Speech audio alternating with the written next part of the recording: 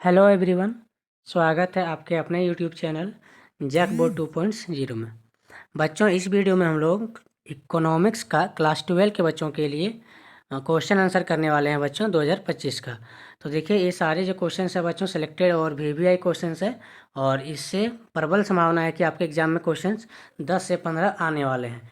इसलिए बच्चों, आप लोग चैनल पर अगर नए हैं तो सबसे पहले हमारे चैनल को सब्सक्राइब कर लें और वीडियो को जरूर लाइक कर दें। साथ ही साथ बच्चों, आप लोगों को बताते चलें कि हम लोग इसी चैनल के माध्यम से सबसे पहले जो आप लोग का एग्ज़ाम होता है उसका आंसर की अपलोड होता है।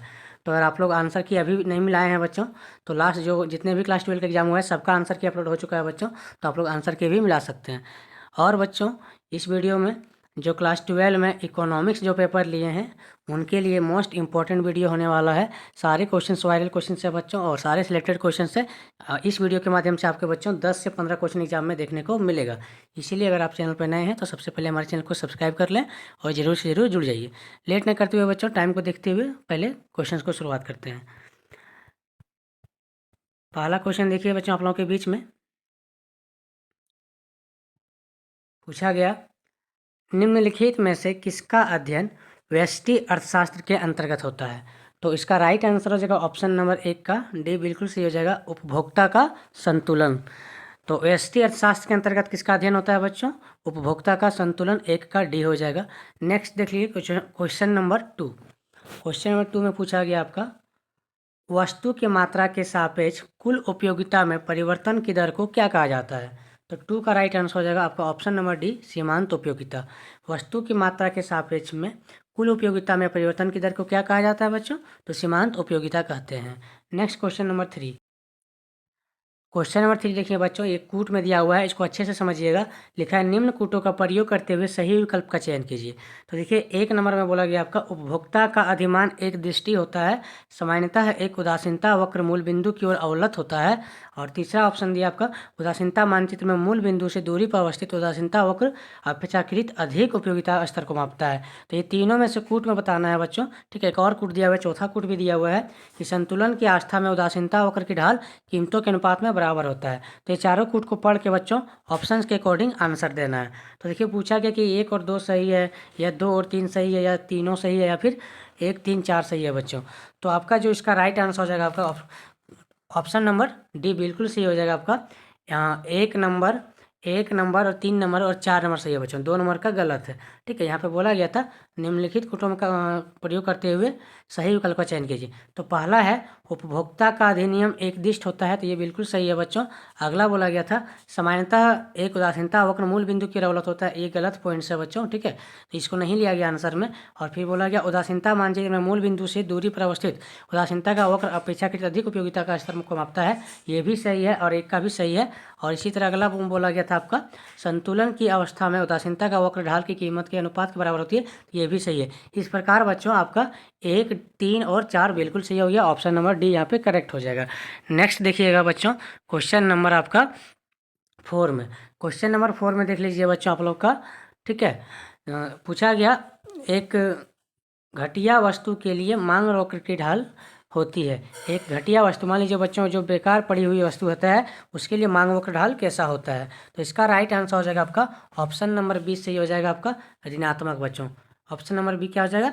ऋणात्मक सही हो जाएगा। एक घटिया है तो उसका आंसर क्या होगा बच्चों? वक्र ढाल तो ऋणात्मक होगा। नेक्स्ट क्वेश्चन देख लीजिए। नेक्स्ट क्वेश्चन में पूछा गया आपका, उपभोक्ता की आय बढ़ाने से किस प्रकार की वस्तु की मांग कम हो जाती है? तो बच्चों इसका राइट आंसर हो जाएगा आपका ऑप्शन नंबर डी सही हो जाएगा, गिफिन वस्तु। गिफिन वस्तु बिल्कुल सही हो जाएगा। उपभोक्ता की आय बढ़ने से किस प्रकार की वस्तु की मांग कम हो जाती है? तो गिफिन वस्तु यहाँ पे राइट आंसर हो जाएगा। अगला क्वेश्चन देखिए बच्चों, क्वेश्चन नंबर 6 में पूछा गया आपका, क्वेश्चन नंबर 6 देख लीजिए। 6 में पूछा गया, निम्नलिखित में से प्रतियोगी वस्तुओं का एक संयोग कौन सा है? जो प्रतियोगी वस्तु होता है बच्चों उसका संयोग कौन सा है? तो 6 का राइट आंसर हो जाएगा आपका ऑप्शन नंबर डी, कंबल और रजाई पर एक प्रतियोगी वस्तु है बच्चों। ठीक है, इसका संयोग है तो कंबल और रजाई यहाँ पे सही हो जाएगा। अगला क्वेश्चन देख लीजिए, क्वेश्चन नंबर 7 में पूछा गया आपका, निम्नलिखित में से किस वक्र का आकार यू आकार का होता है? तो यहाँ 4 ऑप्शन दिया गया बच्चों, औसत उत्पाद, सीमांत लागत, कुल लागत, इनमें से कोई नहीं। तो यहाँ पे राइट आंसर हो जाएगा आपका ऑप्शन नंबर बी सही हो जाएगा, सीमांत लागत बच्चों। ठीक है, तो यहाँ पे किस वक्र का यू आकार का होता है बच्चों? तो सीमांत लागत याद रखिएगा यहाँ पे, ठीक है। चलिए नेक्स्ट क्वेश्चन देख लेते हैं। क्वेश्चन नंबर 8 में पूछा गया आपका, पैमाने के वृद्धिमान प्रतिफल के उत्पादन फलन में साधनों को 3 गुना से अधिक वृद्धि करने पर उत्पादन में किस अनुपात से वृद्धि होगी? तो बच्चों अगर हम प्रतिफल के उत्पादन फलन में साधनों को 3 गुना से वृद्धि करने पर जो आंसर हो जाएगा बच्चों 3 गुना से अधिक हो जाएगा। आपका आंसर क्या हो जाएगा बच्चों? 3 गुना से अधिक यहाँ पे, ठीक है। तो राइट आंसर हो जाएगा आपका ऑप्शन नंबर बी, 3 गुना से अधिक। नेक्स्ट क्वेश्चन देख लीजिए बच्चों, आपका क्वेश्चन नंबर 9। क्वेश्चन नंबर 9 देख लीजिए। 9 में बोला गया आपका, जब सीमांत लागत और औसत लागत से अधिक होता है तब क्या हो जाता है बच्चों? जब सीमांत लागत औसत लागत से अधिक हो जाता है तो बच्चों औसत लागत बढ़ जाती है यहाँ पे। तो 9 का सी बिल्कुल सही हो जाएगा आपका। सीमांत लागत और औसत लागत से अधिक होता है तब औसत लागत बच्चों बढ़ जाती है। चलिए राइट आंसर सी हो गया।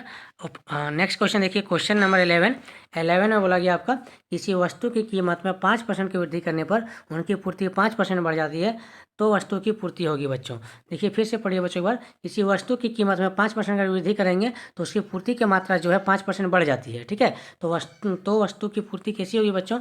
ऑप्शन दिया है, बे लोचदार होगी या पूर्णतया लोचदार होगी या इकाई लोचदार होगी या फिर लोचदार होगी। तो इसका राइट आंसर हो जाएगा आपको बच्चों, आपका क्वेश्चन नंबर 10 का राइट आंसर हो जाएगा आपका ऑप्शन नंबर बी सही हो जाएगा, इकाई लोचदार बच्चों। क्या सही हो जाएगा? इकाई लोचदार बिल्कुल यहाँ पे सही हो जाएगा। नेक्स्ट क्वेश्चन देखिए, क्वेश्चन नंबर 11 में पूछा गया आपका, यदि सरकार के द्वारा वस्तु के उत्पादन पर इकाई लगाई जाती है तो उस वस्तु की पूर्ति बच्चों राइट आंसर होगा आपका कम हो जाएगी, ठीक है। यदि सरकार के द्वारा वस्तु के उत्पादन पर इकाई लगाई जाती है बच्चों, यहाँ पे देखिए इकाई का क्या मतलब है।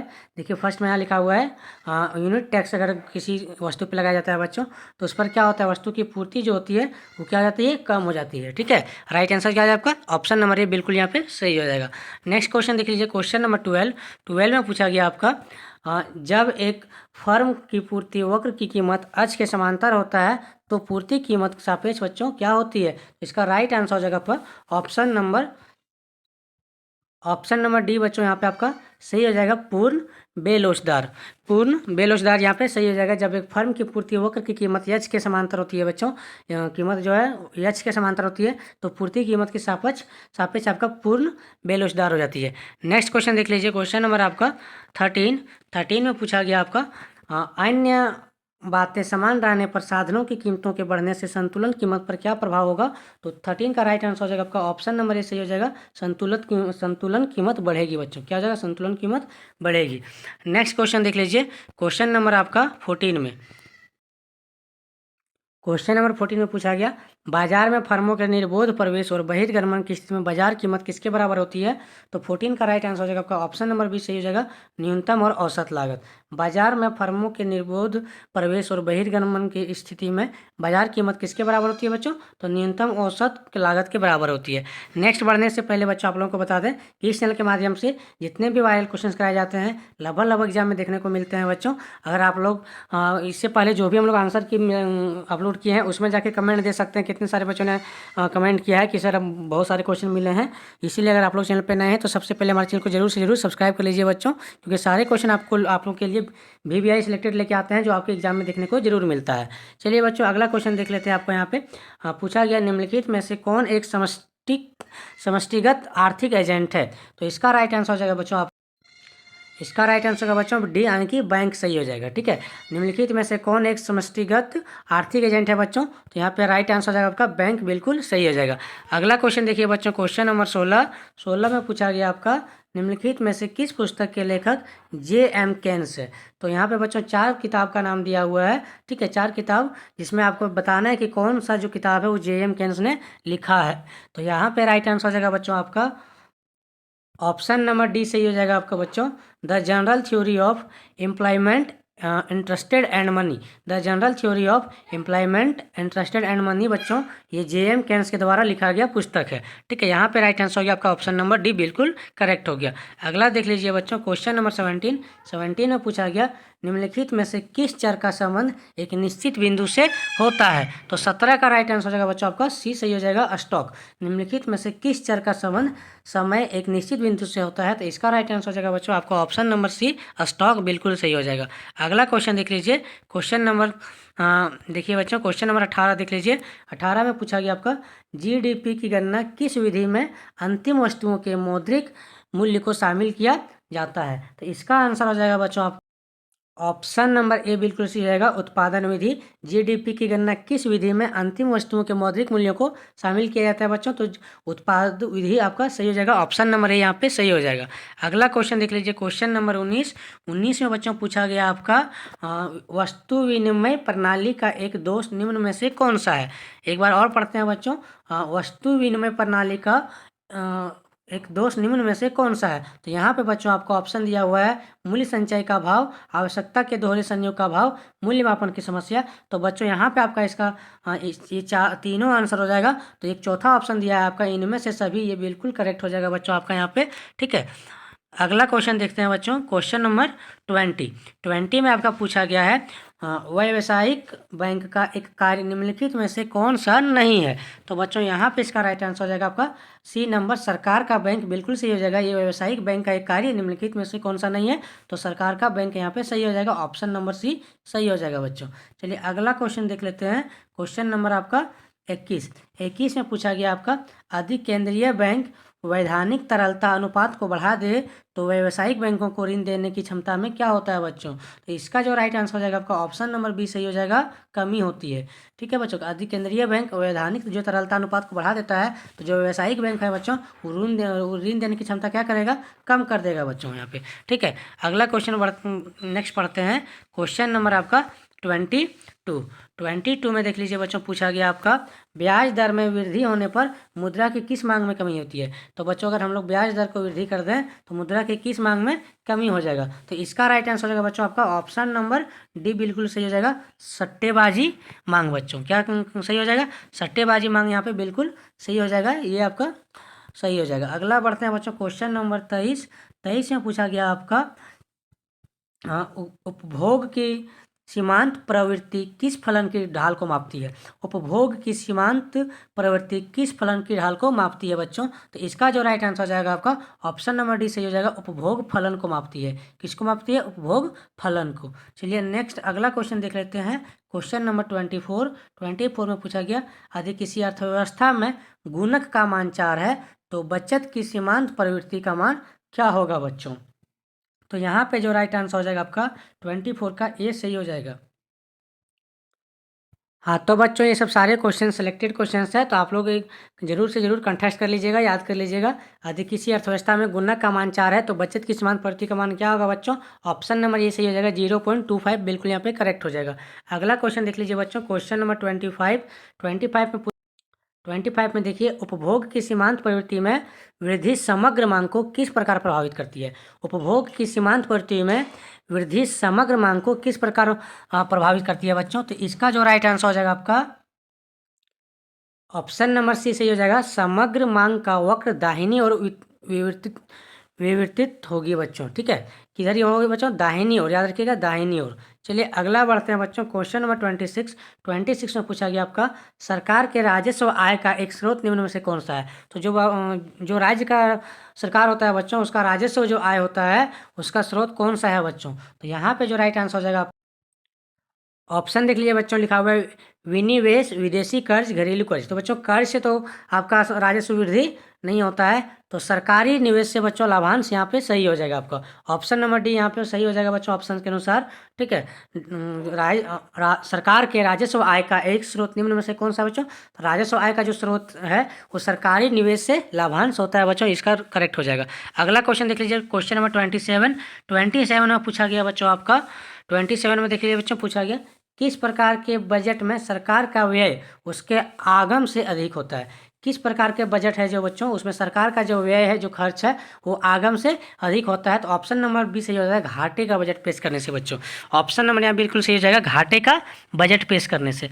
अगला क्वेश्चन देख लीजिए बच्चों आपका 28 में देखिए बच्चों, पूछा गया आपका भारत में निम्नलिखित में से किस उत्पाद को जीएसटी से बाहर रखा गया। तो जैसा कि जानते हैं बच्चों, हम लोग कुछ भी चीज़ खरीदते हैं तो उसमें जीएसटी लगता है। तो कौन सा वस्तु है बच्चों जिसको जीएसटी से बाहर रखा गया है? तो इसका जो राइट आंसर हो जाएगा बच्चों आपका, इसका राइट आंसर आपका ऑप्शन नंबर डी सही हो जाएगा, पेट्रोलियम उत्पाद। तो बच्चों पेट्रोलियम उत्पाद को जीएसटी से बाहर रखा गया है। ठीक है, चलिए, तो यहाँ पे राइट आंसर हो गया बच्चों आपका, पेट्रोलियम उत्पाद को जीएसटी से बाहर रखा गया है। अगला देखिए बच्चों, क्वेश्चन नंबर 29, और 29 में पूछा गया बच्चों, सरकार के द्वारा एक मुक्त कर लगाने से अर्थव्यवस्था में संतुलन आय पर क्या प्रभाव पड़ता है। तो बच्चों एक साथ जब कर लगा दिया जाता है तो उस पर अर्थव्यवस्था पर क्या प्रभाव पड़ता है। तो इसका जो राइट आंसर हो जाएगा बच्चों आपका ऑप्शन नंबर बी सही हो जाएगा, संतुलन आय में कमी होता है बच्चों। तो जो संतुलन आय होता है उसमें क्या हो जाता है बच्चों, इसमें यहाँ पे संतुलन आय में कमी देखने को मिलता है। चलिए अगला लास्ट क्वेश्चन देखते हैं बच्चों।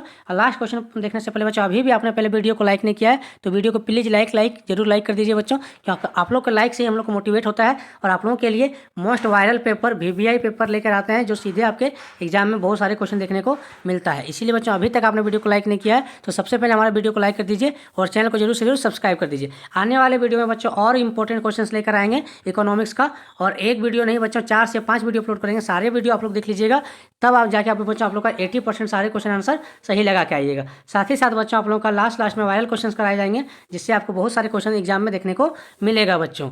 और बच्चों इस चैप्टर के माध्यम से आप लोग को इस चैनल के माध्यम से आंसर की को भी अपलोड किया जाता है सबसे पहले बच्चों, इसीलिए आप लोग आंसर की को भी जरूर जैकबोर्ड 2.0 में सर्च कर लीजिएगा। साथ ही साथ बच्चों आने वाला वीडियो में सब्जेक्टिव का अगर आप लोग को नीड है तो आप लोग कमेंट में जरूर बता दीजिएगा कि सर सब्जेक्टिव का क्वेश्चन आंसर दिखा दीजिए, तो बच्चों सब्जेक्टिव का भी आंसर क्वेश्चन लेकर जरूर आएंगे। चलिए लास्ट क्वेश्चन देख लेते हैं। लास्ट क्वेश्चन में पूछा गया आपका, भारत में विदेशी मुद्रा के प्रवाह का एक कारण क्या है। तो बच्चों भारत में जो विदेशी मुद्रा है उसका प्रवाह का क्या कारण है। तो 30 का जो राइट आंसर है आपका ऑप्शन दे दिया है, विदेशी उपहार, विदेशी प्रत्यक्ष निवेश, वस्तुओं में सेवाओं का निर्यात, इनमें से सभी। तो बच्चों इनमें से सभी बिल्कुल सही जगह। बच्चों हम हर वीडियो में बताते हैं कि 99% चांस में बच्चों अगर आप ऑप्शन दिया रहता है ABC और आप नहीं जानते हैं और डी में इनमें से सभी रहता है ऑल ऑफ द अबव, तो आप इसको जरूर सही लगा के आइएगा। 99% चांस होता है बच्चों कि आपका एग्जाम में ये सही होने वाला है। ठीक है, तो इस प्रकार बच्चों आपका जो 30 क्वेश्चन है हम कंप्लीट कर लिए। भारत में विदेशी मुद्रा के प्रवाह का एक क्या कारण है बच्चों, तो विदेशी उपहार कारण है, विदेशी प्रत्यक्ष निवेश है, वस्तुओं में सेवाओं का निर्यात है। तो इस प्रकार बच्चों ऑप्शन नंबर डी यहाँ पे सही हो जाएगा, इनमें से सभी बिल्कुल सही हो गया। धन्यवाद बच्चों, अगर वीडियो अच्छा लगा है तो लाइक कर दीजिएगा, चैनल को शेयर कर दीजिएगा अपने दोस्तों में, साथ ही साथ वीडियो को आगे शेयर भी कीजिएगा और साथ साथ में बच्चों चैनल को सब्सक्राइब जरूर कर लीजिएगा। ओके बच्चों, धन्यवाद, जय हिंद, जय झारखंड।